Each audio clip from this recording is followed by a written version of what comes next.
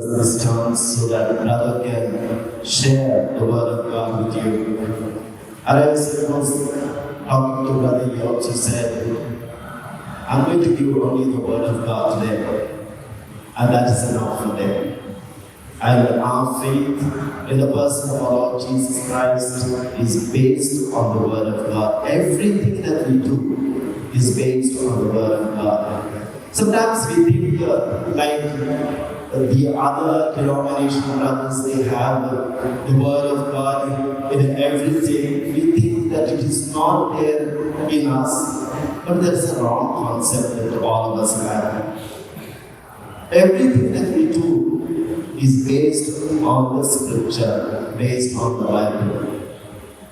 The Mass that we offer, it is fully the word of God. But how many of us are taught that the Mass that we celebrate, or the rosary that we pray, or the devotion that we practice is all based on the word of God? And very few of us realize that it is based on the word of God. My dear brothers and sisters, as we are already in the season of Advent, wanting to welcome Jesus at Christmas, we thought it is an appropriate occasion to share the word of God, because we know, starting from the book of Genesis till the book of Revelation, how God came to live among us, and that is what Christmas is all about. Emmanuel, God with us. God with us means it is not only in the church, God is everywhere. Wherever we go, we carry that God, our Lord Jesus Christ. So today, as we are beginning this one-day program in our parish, on behalf of the parish team, parish council, finance committee, and all the parishioners, I welcome Brother Johnson for this program. Let us all give a big round of applause to Brother Johnson. As he was in my office yesterday, I told him a few things. They were asking for cordless mic. I said, such a big church, we have cordless mic. I said, we have 3 sets. Someone said, Father, you may have 3 sets on the day of recollection or retreat. It will not work, he said. And in that case, if it is not working, we will ask Brother Johnson to sponsor 3 sets of cordless mic for our church, I said. And then Brother said, no problem. No problem, I will give, he said. And then immediately my response was, I don't need it. Because some people that I ask like this, how can I give more on this? But when people respond this way positively, I will give and say no. That goodwill is enough for me, because he also shared something that he did in Chhattisgarh, in the northern part of India, where they go to preach the word of God. So God gives and we give to people. And it again goes to God and comes back to us. And we just give on. And that is our attitude. My dear brothers and sisters, we also celebrated Mission Sunday just 2 weeks ago. You know how God wonderfully works in our parish. We just give, and we give it generously. And you know, when you empty yourself only, you can fill. And that is our faith. So faith is like that. When we have something, when we empty it, when we give it away, God fills with a lot of blessings. And that blessing is going to be for you.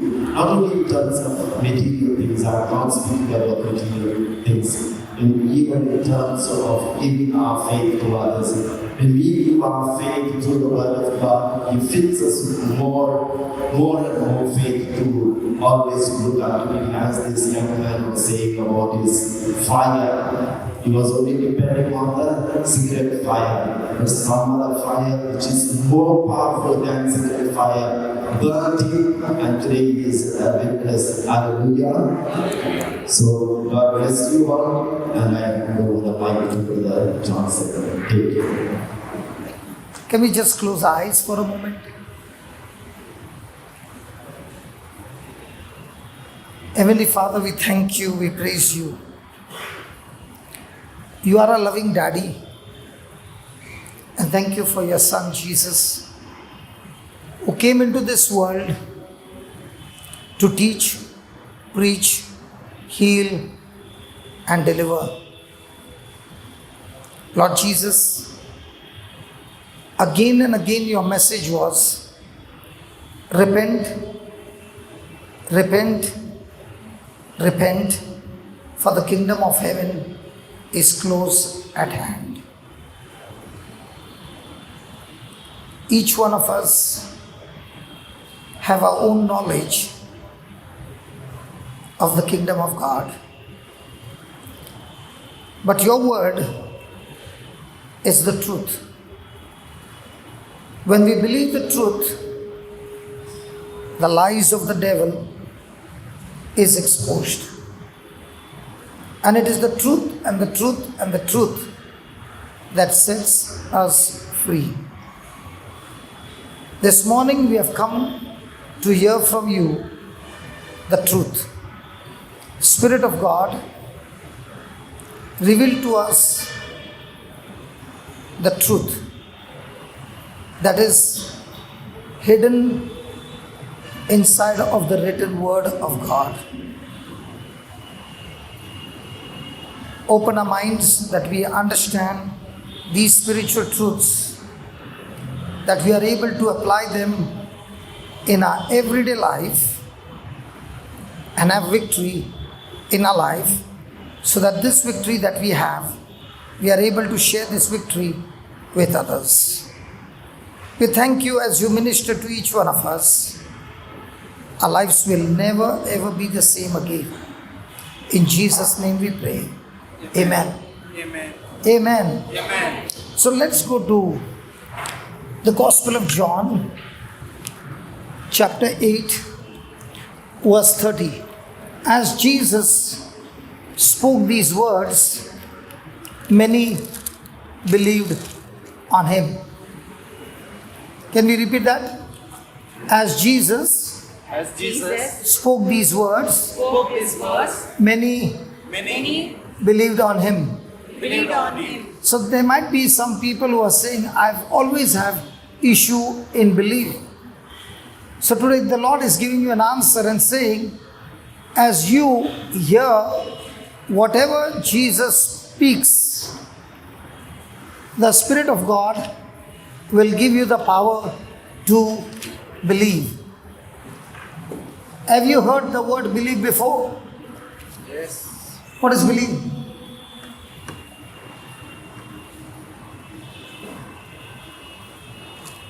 In my preaching, it is always going to be two-way. It's not going to be one way. To know, it's going to happen. Okay? Somebody else? Believe.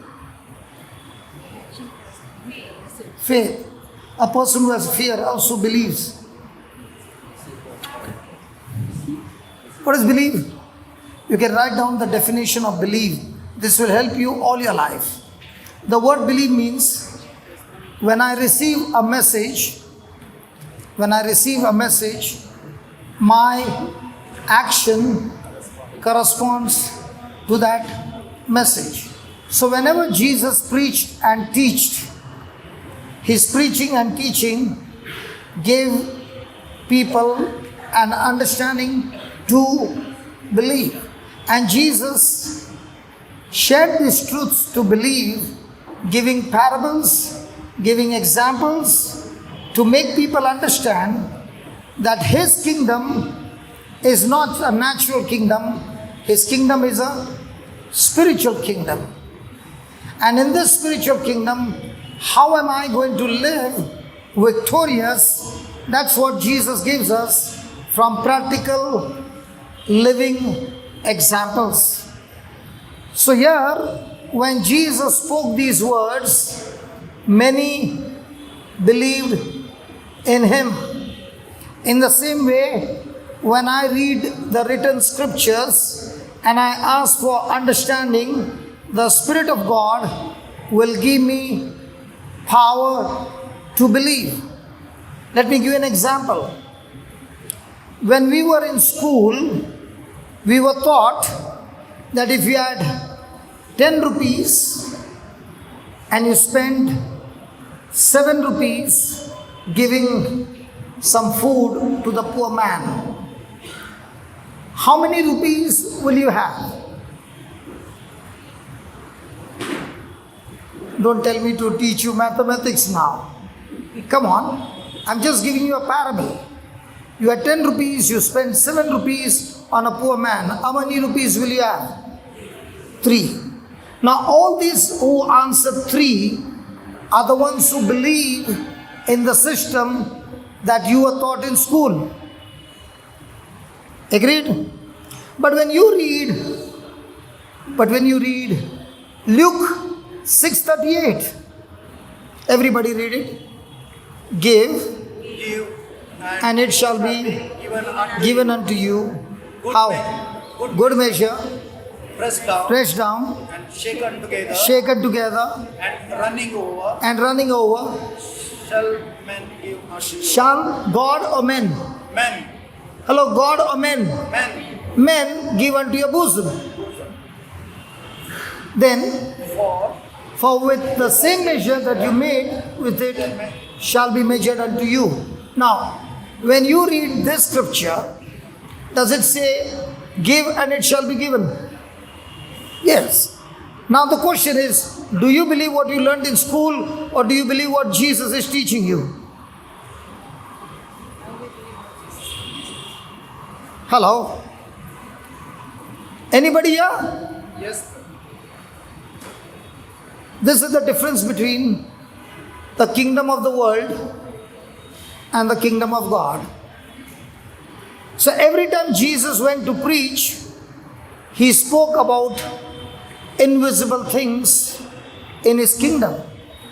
And every time you learn in school, it speaks about things which are seen. So the question is, am I going to believe what I learned in school or what I learn in the scriptures? If I'm operating on what I learned in school, then even though I'm a Christian, the result in my life is going to be the same as a person is in the world.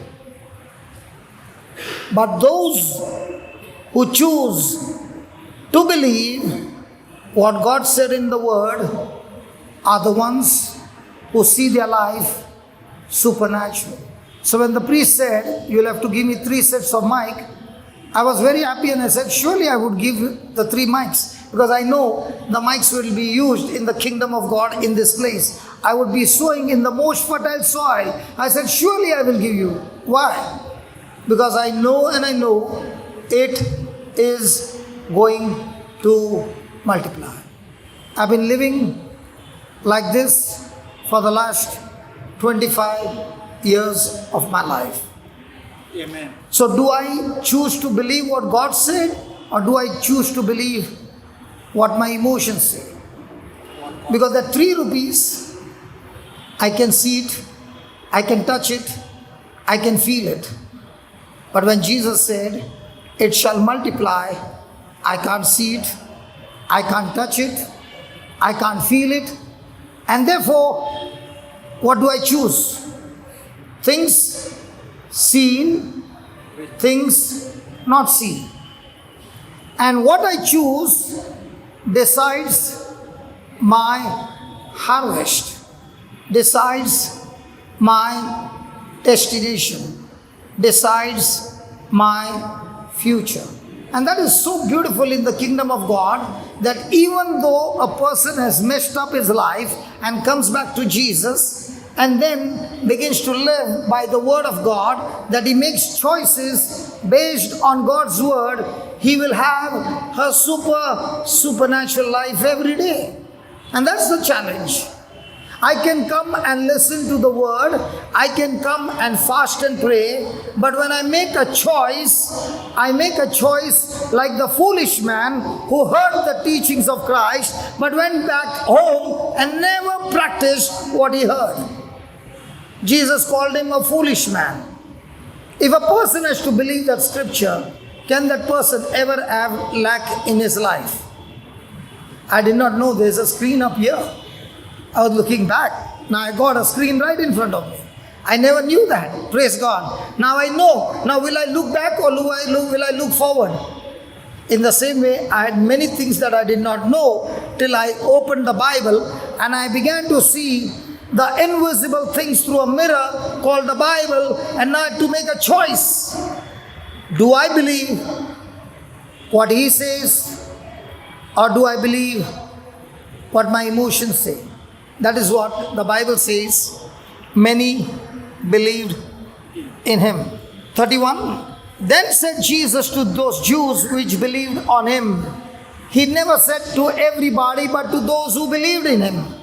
That's why you would say, those who have ears, what? Hear.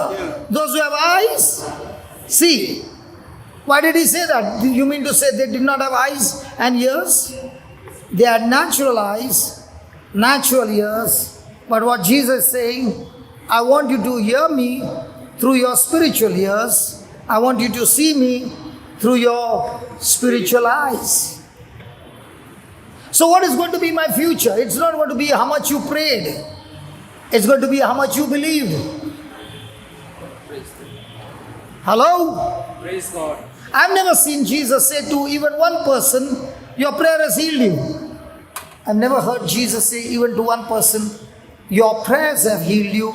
He always said, your Faith. Faith. So what do we need to do? We need to hear the word and take a choice to do what the word says. And Jesus called him, Jesus called him a wise man. So tell me honestly, are we wise people or many times foolish people? Do we make decision based on our emotions, or do we make decision based on the word? And if you make your decision based on the word, Jesus says you build your house on the rock. The storm will come, the rain will come, the flood will come, everything will come, but your house will still stand.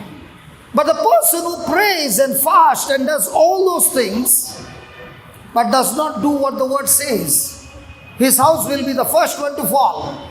Somebody will say, he comes to tell us we should not pray. No. What I mean to say is, your prayer should help you to believe what Jesus said.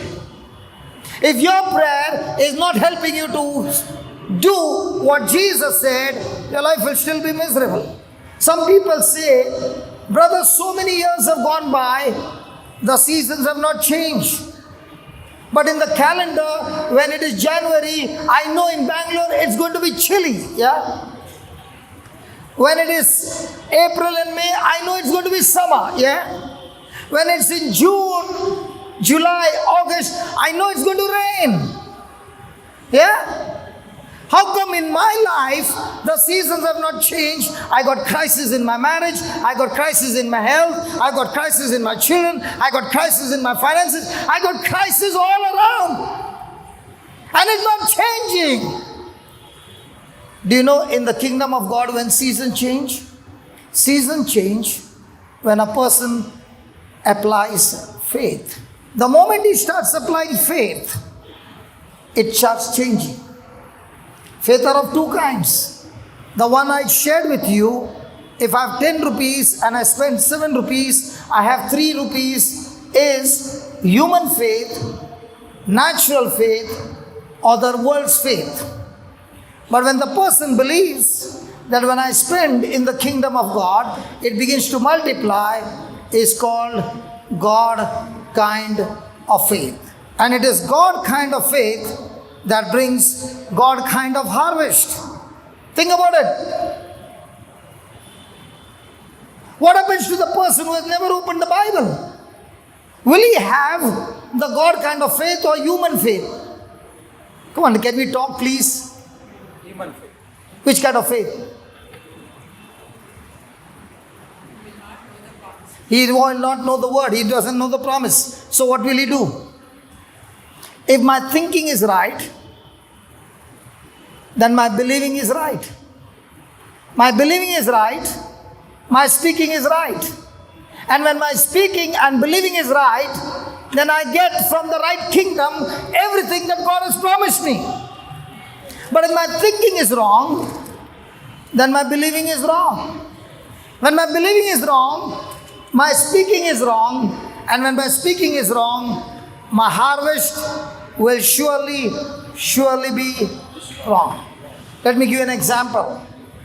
Right thinking, wrong thinking. How many of you believe your future is in God's hand? Raise your hand, please. What happened to the others? Are you come to church? Come on, raise your hand. Let me see your hands. Wow. Now, all those who raised your hand, is your thinking right or wrong? If your thinking is right, that means you are saying Adam disobeyed God and God is responsible for Adam's action. So Adam's future is in whose hand? His hand. So your future is in whose hand? God's hand.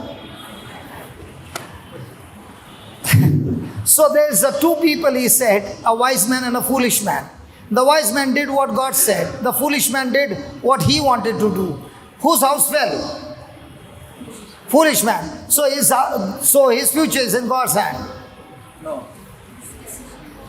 What you sow is what you reap. Whose future? What you sow. So if you look into the scripture is showing you God has given you His word, He has given you His promises, He has given you His spirit, He has given you everything for you, and now it's up to you to believe it and apply it in your life, and now your future is changed. Okay, let's take another one. How many of you believe that God gives you victory? Now nobody's lifting their hand. Come on, how many of you believe God gives you victory? Nobody. Do you believe God gives you victory? Yes or no? Come on, raise your hand then. Good. I have to ask you the other side. Praise God. Now, let's see who gives us a victory. 1 John 5:4. Now, what was the problem? This is a good parable. Hello, this is a good parable. Can we talk about this parable? What happened just now? Okay. Do you believe whatever is on his computer screen will show on the PowerPoint, on the projector? Yes or no? Yes. How come it did not show? Because there is a command, freeze the screen. And when the screen is frozen, he can do all the work, but it will not show on the screen. So when he changed the scriptures, it was still frozen. Till he had to command it to unfreeze. In the same way, right from childhood, this world is teaching us the things of the world and has put a command, freeze. So even though you come to church, even though you listen to the teachings, you don't click on that unfreeze, which is called as renewing your mind, changing your thinking. The reason Jesus was preaching and teaching is only for one reason: repent. And what is repent? Change your thinking. If a preacher comes and preaches the gospel, and after all his preaching, if he is not able to change people's thinking from seen to unseen, the preacher has failed miserably. If he can't make people believe from things seen to things unseen according to the word of God, he has failed his job. So what's the preacher's job? The preacher's job is to make you understand how the system in the kingdom of God works. And when you understand your mistake, you are open for correction. And when you make that correction is what is going to bring result in your life. Now, for example, you lifted your hand and you said, God is the one who is going to give me victory. Now, if you read there, what does it say? For whatsoever is born of God overcometh the world, and this is the victory that overcomes the world. What? Come on, what? faith. So every time you lost a battle, whether it was sickness, whether it was disease, whether it was finances, whether it was your marriage, whatever it was, where did you fail? You failed in your faith. What gives you victory? Your faith gives you victory. And what faith? Things seen or things not seen? Things not seen. Let's take an example. The husband is drinking alcohol and coming every day. Can the wife see it? Yes. He's opening his mouth and abusing. Can the wife hear it? Yes. Now what comes to the wife's mind? Positive emotions or painful emotions? Painful. Now when those painful emotions come, how does she respond? In pain or in joy? Pain. Now, if she has got sorrow and if she has got pain and she has got hurt, is she walking in faith or walking in sight? Walking in sight. Sight. Hello? Because where there is faith, there is peace. Where there is fear, there is worry. Hello? Yes. So the husband is doing something wrong, the wife is able to watch it. Now how is the wife going to respond? Is she going to react or is she going to respond? Is the wife going to look at his action or is the wife going to look at Jesus, his word? Come on. Is she going to talk to herself, my husband is drunk with alcohol? Or is she going to say, Lord Jesus, by faith I believe that my husband is drunk in your blood. And I believe, Lord, that my husband is completely transformed into a man of God. Now, if she is speaking that and if she is believing that, now is she exercising her faith? Now, is she exercising human faith or God kind of faith? What kind of faith? Now, if she is exercising God kind of faith, is she going to get result? Yes. Hello? Yes. Let me give you some more example. Give me Mark 11:24.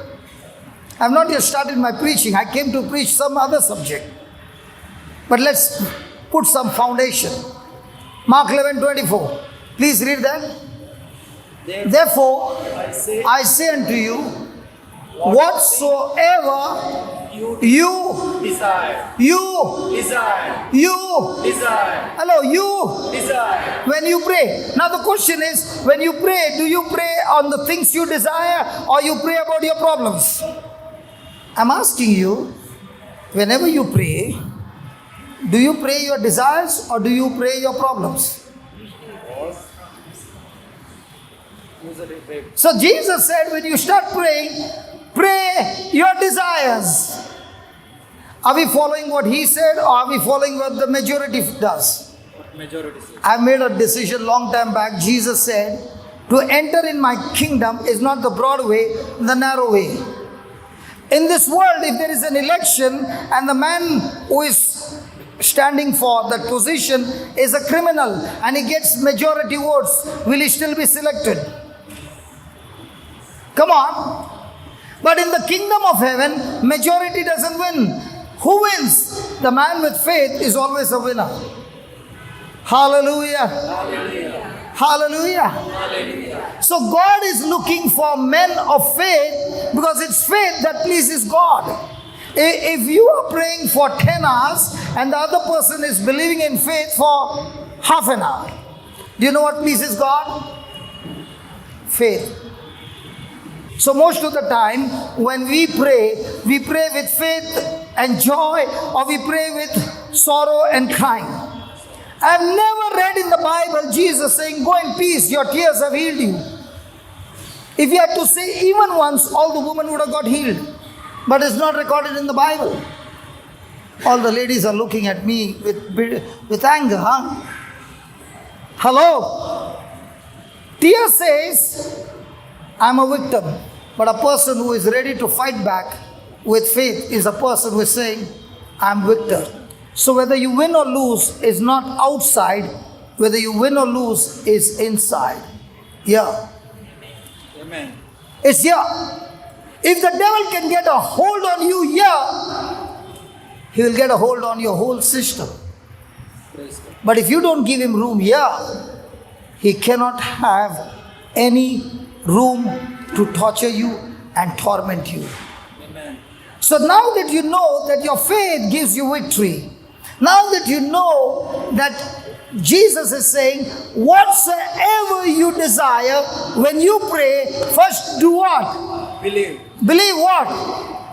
That you have received. So if you believe you have received, now what is the next part? Dancing, celebrating, rejoicing, and talking to yourself, it's done. There are many of you who are doing online shopping. Is that right? Yes. When you do online shopping, do they show you the product or only a picture of it? Picture. Picture. Picture. You do the selection, you look at the specification, you look at the description, you liked it, you put it in the cart, you made the transaction, you made the payment. Do they deliver you on the spot? No. Do you keep calling when it will come, when will it come, when will it come?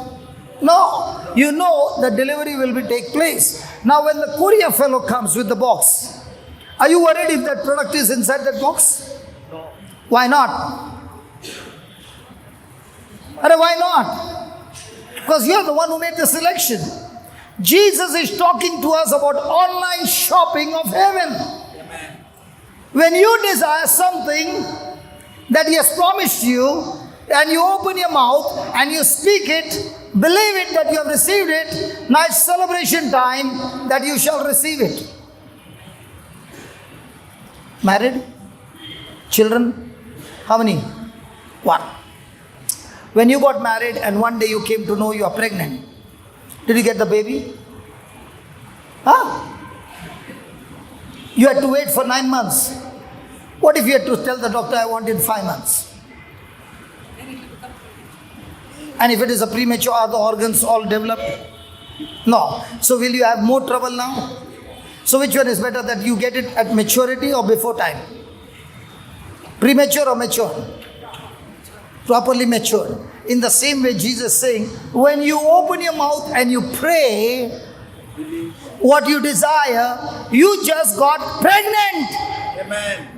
Everybody tells, how come your stomach is so big? Because I get pregnant every day.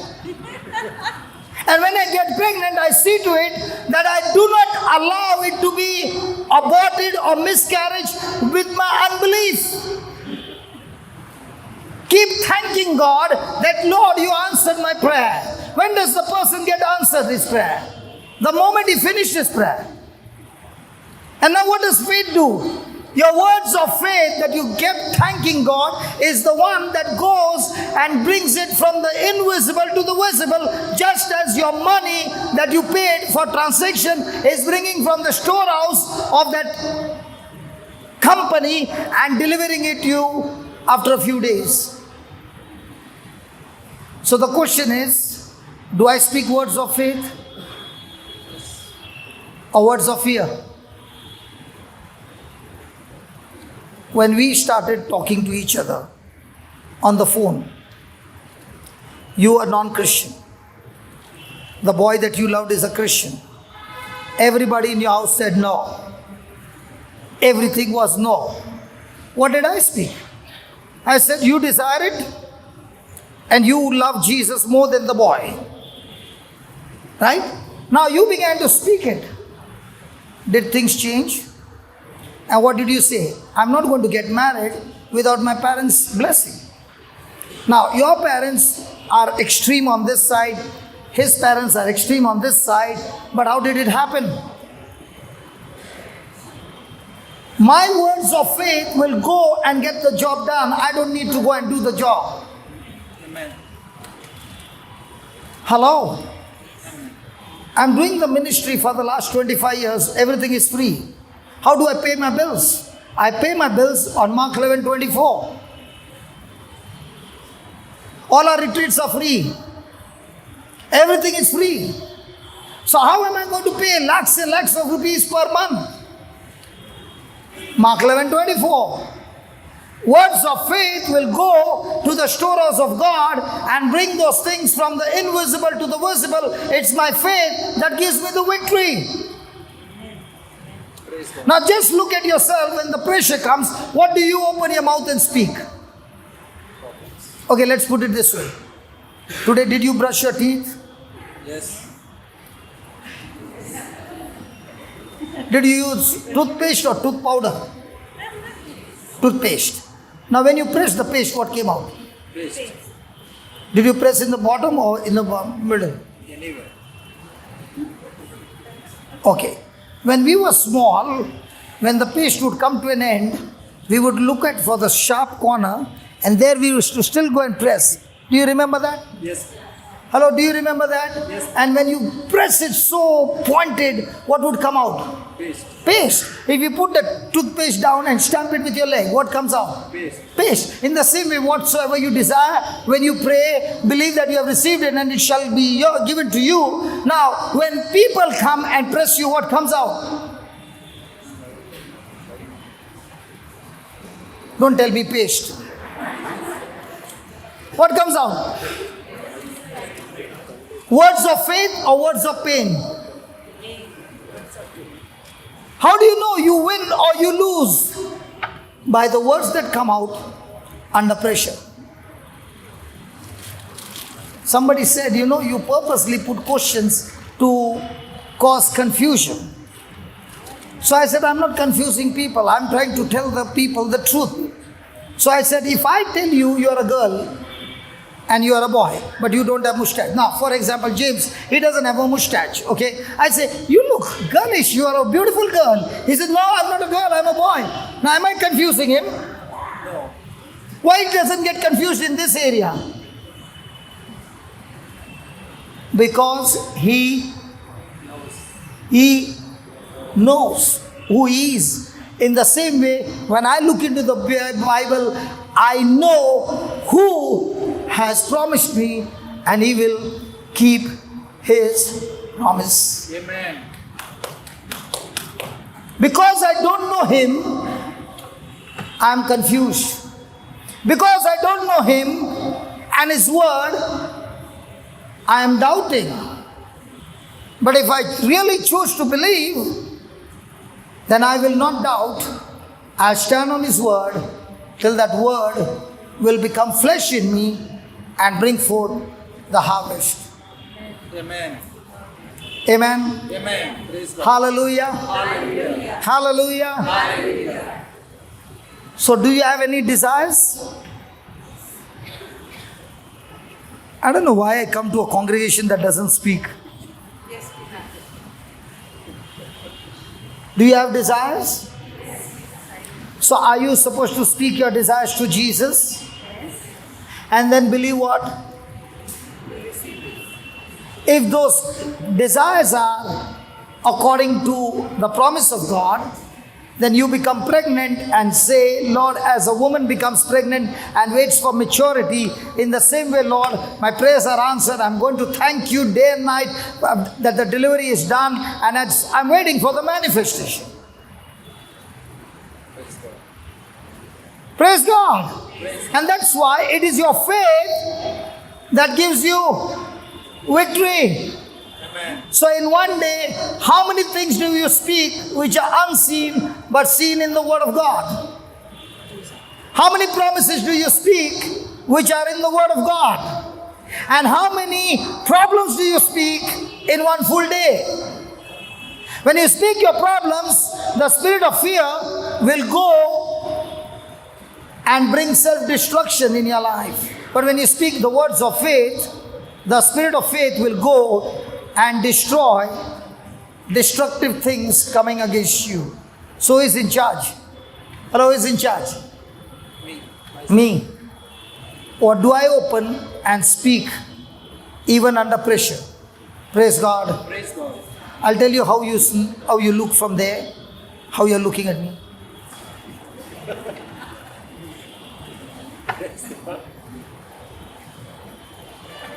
How do I look? Can we talk? Yes, brother. Can we fellowship?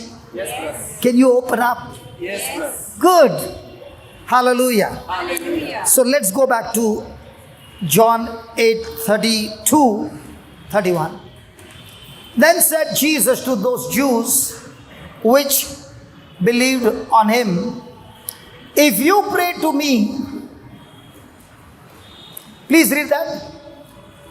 If you pray to me, then you shall be my disciples. If you continue, If you fast and pray to me, you are my disciples. if you continue in the word, Hello? if you continue, Tell your neighbor to wake up from the sleep. if you continue in my word, What did he say? If you continue in my word, or if you continue in praying but not knowing my word, which one do we practice? Christians are the only farmers in the world who don't sow the seeds but they are expecting harvest by praying. Christians, and especially Catholics, are the only farmers in the world who are praying for the harvest but they fail to sow the seed without. So did he say, if you continue in my word, then you shall be my disciple? What about those who do not know the word? Are they Jesus' disciple? So what's the qualifying ground to be a disciple of Jesus? Did he say, if you come to church every day, you are my disciple? no. He said, the mark of a disciple is the one who continues in my word in all season of life. Amen. Good times, not so good times, stormy times, all time, the person is rooted, grounded in the word of God. Then he is truly my disciple, and you shall know the preacher, and the preacher shall set you free. Know the truth. Truth. So do I need to know the preacher? Do I need to run after the preacher? No. What do I need?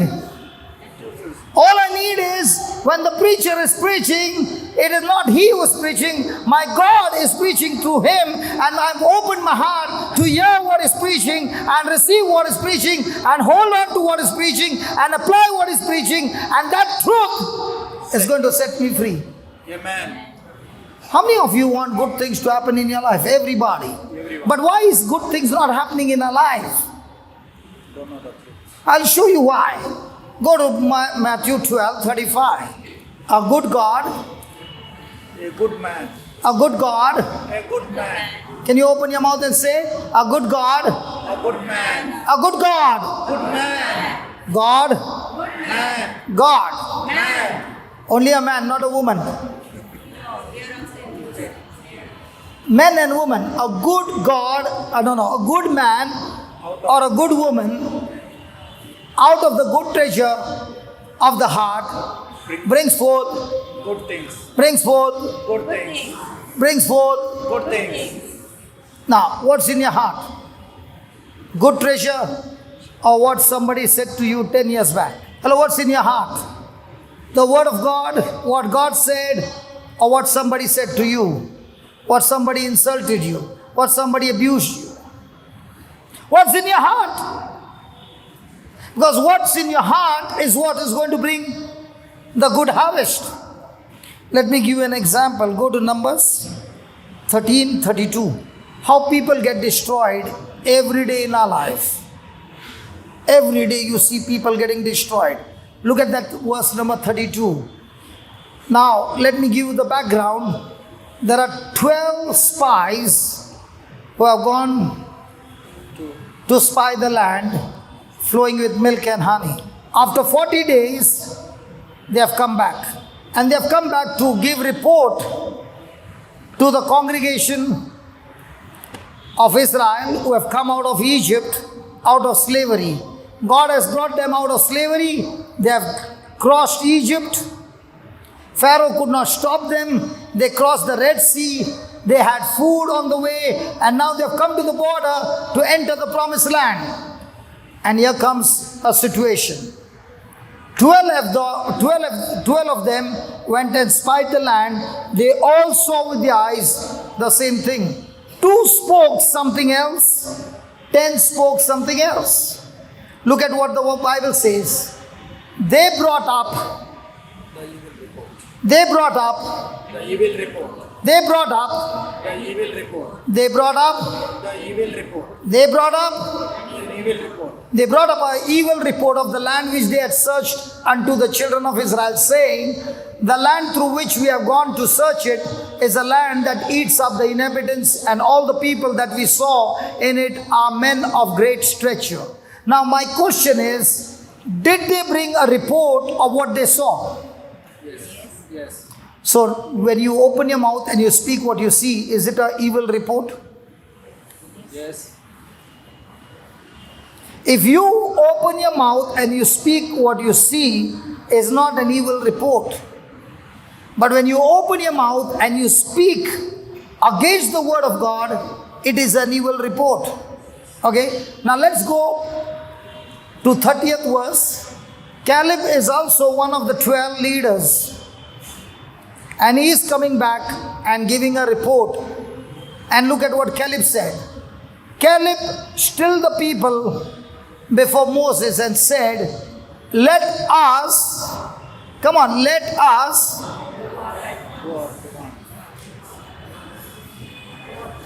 you can take off your mask, no problem. Let us go up at once and possess it, for we are well able to overcome it. Who is saying? Caleb. Caleb is saying. Now look at the 10 leaders, what they are saying. But the men that went with him said, come on, read it please. We be not able to go up against the people. We be not able to go up against the people, for they are stronger than we. Now when did it become an evil report? Had God told them, I have given you this land flowing with milk and honey. Did God say, I will give you, I have given you? I have given you. Now what was their job? To go and take possession of that land. Now if you see that verse 30 and 31, there is a contradiction. Caleb is saying, put that 30th please. Caleb is saying, let us go up at once and possess it, for we are well able to overcome it. And what are the others saying? We be not able to go up against the people, for they are stronger than we. Now is Caleb speaking to the people based on his ability or God's ability, because God is on our side? Which one? God's ability. So is he looking at his ability or is he looking at God's ability? So is he talking faith or is he talking fact? Talking about the faith. Faith. What about the 10 spies? They are saying we be not able to go up against the people, for they are stronger than we. Now are they looking at their ability or God's ability? Their ability. So when you are worried, whose ability are you looking at? Our ability. When you are under pressure, whose ability are you looking at?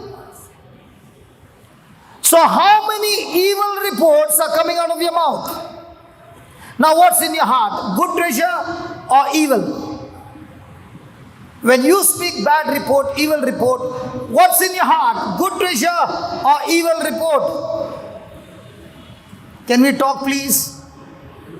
See, I'm not here to accuse you. I'm here to show you the mistake which you can repent, make a quick correction, get onto the right side, believe the right thing, think the right thing, and speak the right thing.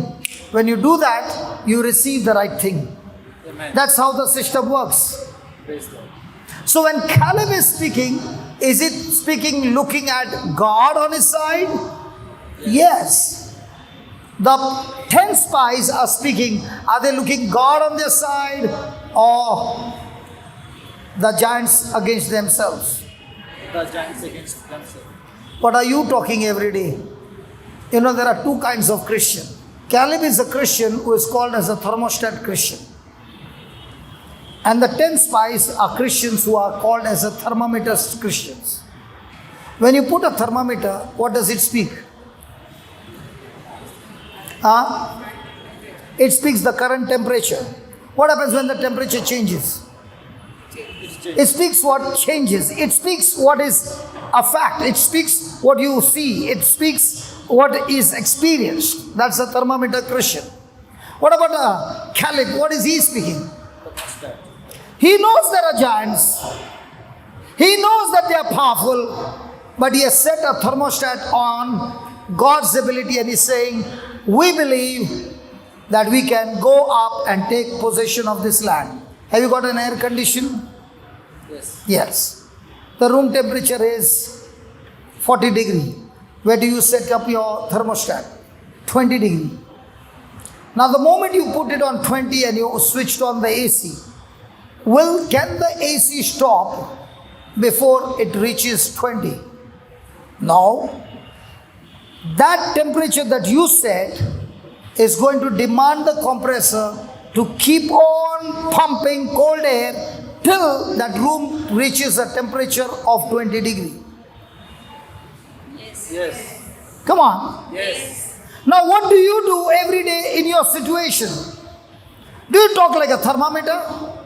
Or do you talk like Caleb, who has set up his thermostat and saying, we can go and take over the land because God is the one who said it and God is the one who will keep his word when we operate in faith.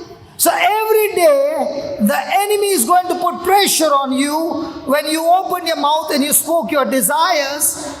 He said, whatsoever you desire, when you pray, believe that you have received it and it shall be given to you. So now you're saying, thank you, Lord, I have received it. And what does the devil do? He comes and attacks you and torments you exactly opposite to what you're believing. Now the moment he comes against you, what comes out of your mouth? Thermometer or still a thermostat? How do you know whether you win or lose? By what you speak, by what you believe. And that's why the Bible says, a good man out of the good treasure of his heart brings forth good things. Who said? Jesus said. Now I got to check my heart. What's in my heart? What God said or what my situation says? So how many Christians do you find who set up their thermostat like Caleb set up his thermostat? Even after 45 years of waiting, he was able to enter that land. When he spoke these words, he was 40 years old. But when he entered the land, he was 85 years. But that did not change his words. What about the woman with the issue of blood? 12 years she spoke about her sickness and got worse. But when she heard about Jesus, she stopped talking about her sickness, but she kept speaking about Jesus and said, if I touch his garment, I shall be healed. What did she do? She set up a thermostat. Check your own life. What do you set up? You know what's the beauty about Christianity? Christianity is not only about living a good life. Christianity is about experiencing Jesus, his word, his teaching in your life, and start applying it so that you get the victory. And once you get the victory, you like an apostle, you like a disciple are going everywhere and teaching the same and getting results from people who are broken and shattered. You are doing the same job that Jesus did and trained the apostles. Now you are the one of the apostles that you are going and teaching others how to do it. In Bombay, we got a housey game. In South, what do you say? There's a ticket, and on the ticket there are numbers 3 and 4, 34. Housey only. Okay, housey. I never played that game. Do you know why? Because in that game there are no skills. But I would love to play chess. Why? It's a game of skill. I love to play table tennis. Why? It's a game of skill. I might lose today, but that doesn't mean I'm a loser all my life. I can practice these teachings, apply them, and come back and show you that how to do it by which you can be a winner. So how do you know your future? Simple. What comes out of your heart? What words do you speak in your daily conversation, in your daily communication? Do you speak what the doctor said? Or do you speak what the word of God said? If you speak what the doctor said and all the bad reports, God calls it an evil report because you are speaking against God's word. Because God's word said, by His stripes and by His wounds, you were healed. And unless you believe that, you don't see that. Check out in your own life. Do you need more prayer or do you need more believing? More believing. Huh? Believing. You know what the devil is saying? That prayer is not good enough. You have to pray even more. And God is saying, how much faith do you need to move mountains? Mustard seed. A size of a mustard seed. Then why is it not happening? It's not happening because I've got a giant, a mountain of unbelief. Jesus Himself could not do great miracles in Nazareth because of the people's unbelief. When somebody tells me, you know what? People go to hell because of sin. That's the biggest lie. Everybody has sin. People don't go to hell because of sin. People go to hell because of unbelief. Because the sin has been nailed on the cross and all I need to do is believe in the sacrifice of Jesus. And He sets me free. So is the game in God's hand or is it in your hand? My hand. And which one do we like to play the game? God's hand. Because if it doesn't work, I can turn to God and say, you never answered my prayer. But God is saying, I don't need to answer the prayer because when you opened your mouth and you spoke your desires and you believed, your prayers got answered the moment you prayed that prayer. So what comes between asking God your desire and harvest? Patience, endurance, perseverance. Not quitting, not giving up, not opening my unbelief, but continuing in the truth that sets me free. Am I talking to the disciples? Hello? Yes. Any disciples in this house? Yes. Can I hear some disciples? Yes. Hello, can I hear some disciples? Yes. And you are truly if you are truly the disciples of God, of Jesus, then remember, it's the truth that will set you free. So every day, how much of truth are you receiving and how much of the truth you are using to scrub your mind to change from unbelief to belief? And the more you use this truth from unbelief to belief, your whole system is changed. Do you know when I see some people, their seasons have not changed. 10 years, 20 years, their seasons have not changed. What is the reason? Unbelief. When Jesus said, your season has changed, you are healed. He said to the woman with the issue of blood, what did He say? I healed you or your faith has healed you? Your faith is. So if you are going through any situation and you want it to change, Jesus is saying, come on, build up your faith. And where do you get faith? You get the faith from the Bible. On what Jesus said. Praise God. Praise God. So shall we start today's topic? Yes. This was only for you to have an introduction of the kingdom of God. Shall we start the topic? Hello? Okay, let's go to Mark chapter 10. Okay, let's start with 32. Are you ready? And we will see a powerful truth as we prepare ourselves for Christmas. And this truth is not only for Christmas, but this truth is for our lifetime. And they were in the way going up to Jerusalem, and Jesus went before them. Mark that. Jesus went before them, and they were amazed. And as they followed, they were afraid.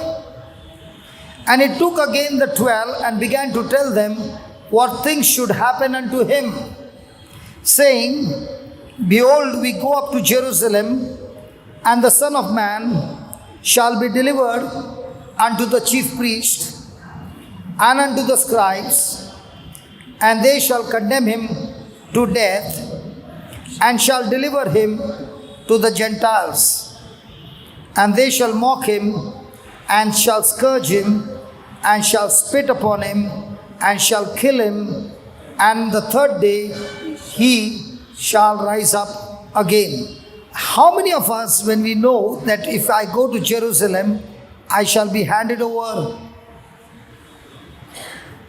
to be killed, and I shall be handed over to be killed, not just one stab and killed, but tortured, tormented.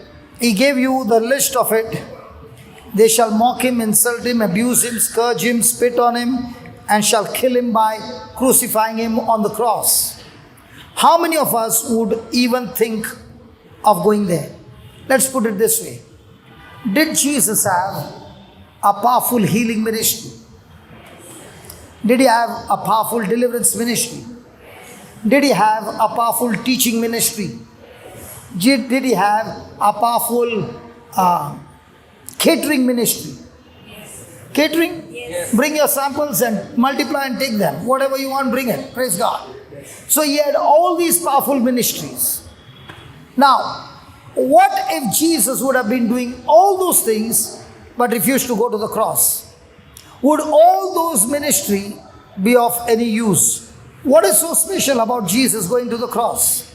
Just as Adam disobeyed God and we were made sinners, in the same way, Jesus, on purpose, deliberately became my substitute, became my representative. And the punishment that I deserved, he is willing to take all that punishment on himself so that the penalty is paid in full by his blood, by his life that is put to death. And it is only by paying that penalty, his mission on earth is fulfilled. So what is Jesus' main ministry? His ministry is to die as a substitute for us. Now my question is, look at the verse 32 again, please. And they were in the way going up to Jerusalem. Had Jesus told them before this about his death in Jerusalem? Yes. Is he going to Jerusalem? Yes. Are his apostles following him? Yes. And do they know that this trip is going to be the last trip? Yes. Now, are they going there for some healing purpose, deliverance purpose, mission purpose, or he's going to be put to death? So, Jesus went before them. Jesus, Before them. come on, say that. Jesus went before them. Say that again. Jesus went before them. Say that again. Jesus went before Now, when Jesus knew his hour had come, was he backing off or was he excited to go that path? Did Jesus do it by faith? Hello? Why is our faith getting shaken up? For Jesus, what was his top priority? What was Jesus' top priority? He had come down from heaven, took the place he took a form of a man, from God to man, for this purpose. What was the purpose? That he would die in our place. So what was Jesus' top priority? To be our substitute. And because he knew the priority, his faith was strong. Hello? Why is our faith getting shaken up? Did Jesus say, seek you first, roti, kapda or makan, and then you will get the kingdom of God? Any teacher here? What do you teach the students? First comes what? Roti, kapda or makan. And then what do you teach your children from childhood? Study well. Why? Then you have to go to a job. For what? Roti, kapda or makan. But when you come to Jesus' kingdom, he says, first seek you the kingdom, first seek the kingdom and his righteousness, and then roti, kapda or makan will be given to you free. Amen. Who said? Jesus. But are we seeking God's kingdom or are we seeking my kingdom? My king. So will roti, kapda or makan come free? No. But the person who is seeking God's kingdom, will it come free? Nobody wants to talk here. Yes. Father said was right. Hello? So when you know your priority, your faith will be strong. Your faith is wavering because your priorities are different. How many of us come to church to build our kingdom? How many come to church for my own benefit? How many of us prayed night and day to get the benefits of God? And how many come because they want to seek the kingdom, and seeking the kingdom, they want to be a blessing in the lives of others. When you know your priorities, your faith starts moving based on your priorities. Hallelujah. Thank you, Jesus. Praise God. Now, is Jesus knowing his priority? What is his top priority? Why did he take the form of a man? Because one man disobeyed, another man obeyed. One man's disobedience made the whole world sinners. Another man's obedience makes everybody righteous. That is his priority. He not only wants to forgive us of our sins, but not only that, he wants to destroy the sin nature and give us a nature of God so that we live a victorious life, a righteous life. That is his priority. And because of that priority, when the hour has come, is he backing off or is he walking in front? And that is what is giving us the strength when you are on a mission, that my good shepherd, even when his hour had come, did not walk behind, but he walked in front fearlessly because he knew his priority. As a Christian, what is your priority? You know, when I hear people singing praises and all, I want to ask them, do you sing praises when storm breaks in your house?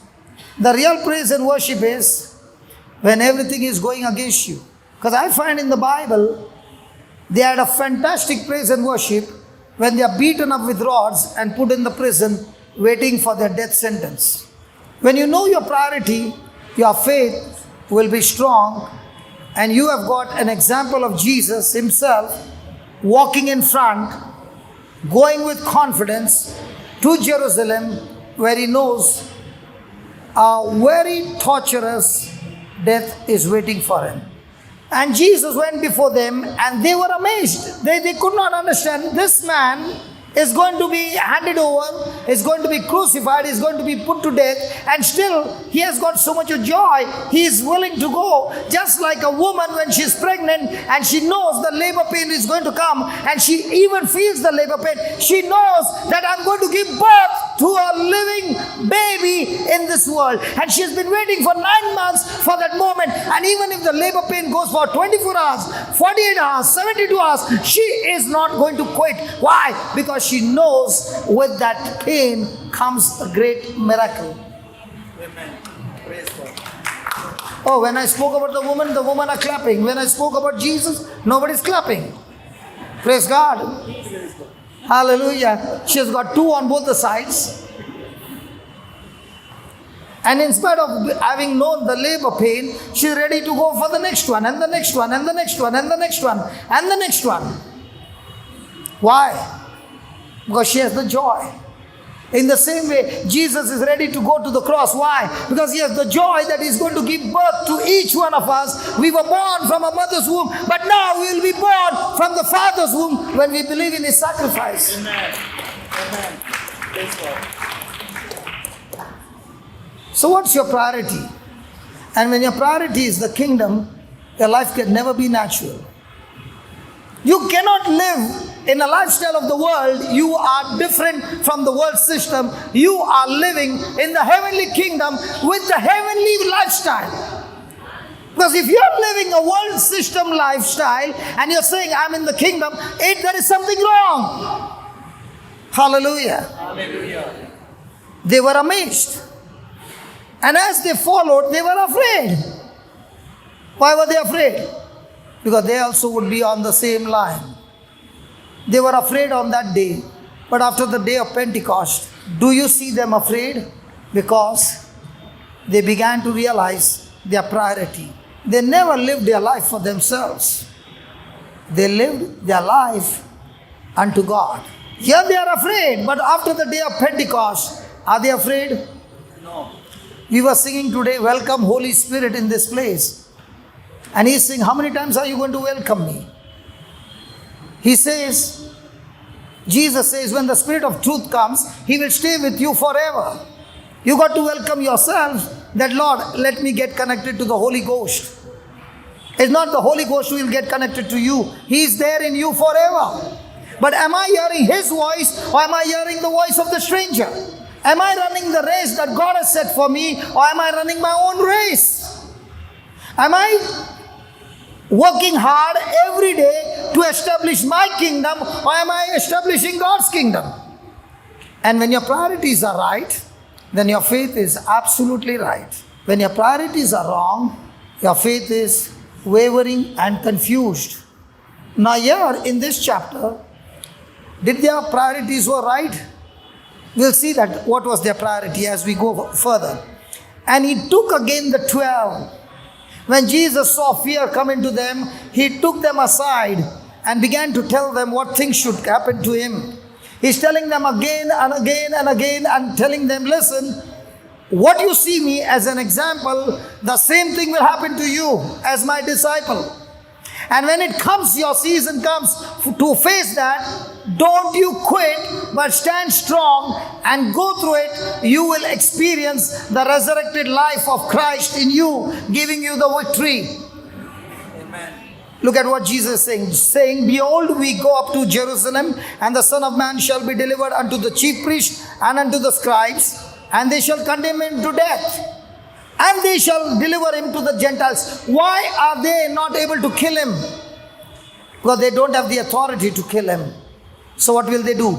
They will put a judgment on Him that He should be crucified to death. But they will hand Him to be crucified not by the priests and the scribes, but they will hand Him to the Gentiles, the Romans, who will do the dirty job of crucifying Jesus. And how will they crucify Him? First, they will mock Him, insult Him, abuse Him. Now, have you ever gone through words that were spoken against you? Insulting, abusing, contradicting to you? All that you are teaching, it's just opposite and abusing you. What happens? Is it painful? Is it instigating you? You know, all that the devil wanted Jesus to do was one thing. Just once, he has to operate in unbelief. Just once. And Satan wins the battle. And now, Satan is not only the god of this world because he got Adam, obey him. Now all that he wants is Jesus to get instigated so that he operates in unbelief towards his Father. And now Satan wins the battle and Satan becomes the god of heaven. He is trying his best. Imagine the whole kingdom of darkness against one man.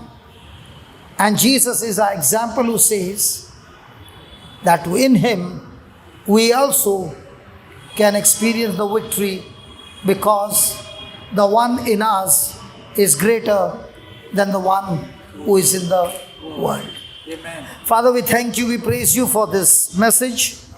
And as we go deeper in this message, O Lord, let this Advent season be not only a season 4 weeks before Christmas, but let this season be every day in our life, preparing ourselves to receive you deeper and deeper in our relationship with you, receiving your teachings, your truths in our life, and applying them in our life, so that, Lord, we too, like the disciples, live a life of victory, and our victorious life is a blessing in the lives of others. We thank you, we praise you, Father, for this great truth that you're teaching us. In Jesus' name, amen and amen and amen.